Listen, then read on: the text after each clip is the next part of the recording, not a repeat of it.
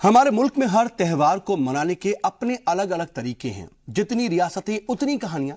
दिवाली के दिन एक तरफ लक्ष्मी गणेश की पूजा होती है,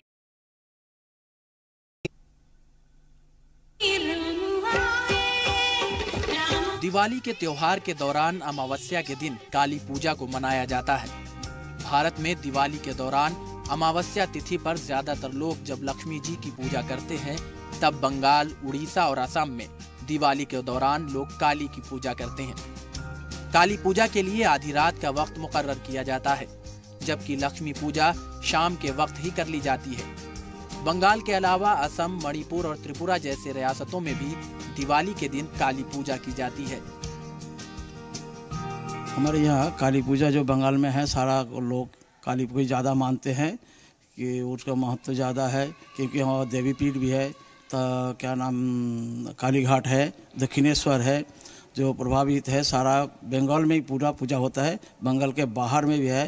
अमावस्या में माँ का विशेष षोडशोपचार का पूजा किया जाता है। जितना भी हमारा भक्त लोग हैं, हम हैं, पुजारी हैं, तो प्राण खोल के पूजा करते हैं। और इसका विशेषता है कि माँ को प्रसन्न करने के लिए हम पूरा सब कुछ लगा देते हैं।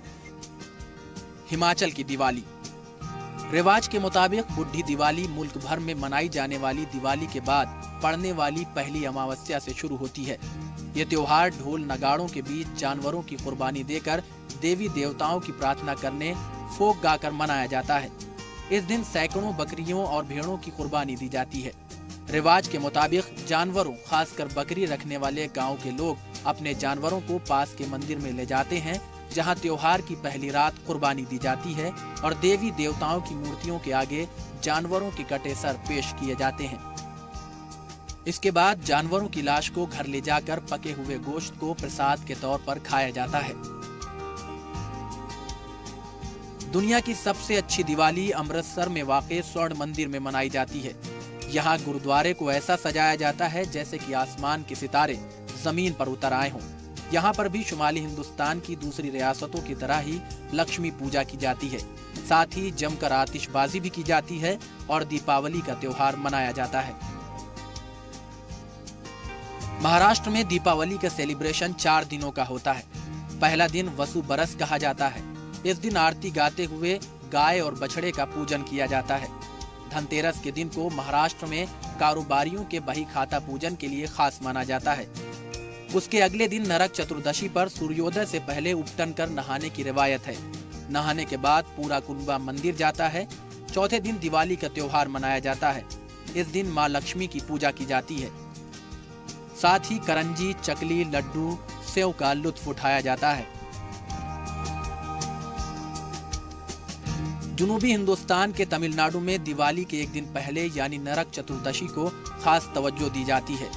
इस दिन मनाया जाने वाला जश्न शुमाली हिंदुस्तान के दिवाली के त्योहार का सबसे अहम दिन होता है। इसके लिए एक दिन खास तरह के रिवायती नहाने की तैयारी की जाती है।